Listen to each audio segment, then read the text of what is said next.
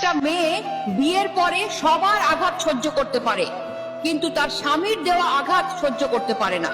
কারণ একটা মেয়ে বিয়ের পরে তার স্বামীর সাথে হাজারটা ইচ্ছে পূরণ করার স্বপ্ন দেখে।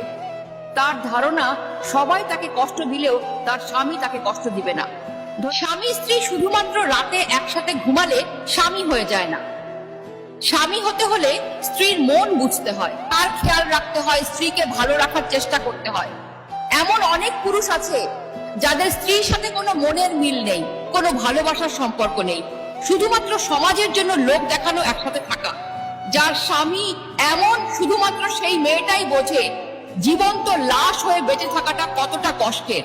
প্রতিটি বিবাহিত মেয়ের স্বপ্ন, সারাদিন পাখি যেমন এদিক ওদিক ছুটে বেড়ায়, আবার দিন শেষে ঘরে ফিরে ঠিক তেমনি দিন শেষে তার স্বামীও ঘরে ফিরবে, তার সাথে সুখ দুঃখের গল্প করবে, তাকে বুকে নিয়ে ঘুমাবে। কিন্তু আফসোস, সব মেয়ের ভাগ্যে তা স্ত্রীকে বোঝার ক্ষমতা স্বামীর থাকে না। স্বামীরা শুধু নারীদের চিৎকার চেঁচামেচি, তাদের অপমান করাটাই দেখতে পায়। কিন্তু ঝগড়ার পরে স্ত্রীর চোখের জল, স্ত্রীর কান্না, স্ত্রীর মন খারাপ, স্ত্রীর রাত জেগে চিন্তা করাটা তাদের চোখ এড়িয়ে যায়।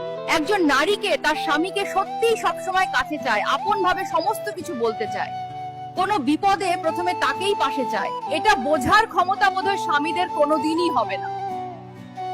আপনারা কি একমত আমার সাথে?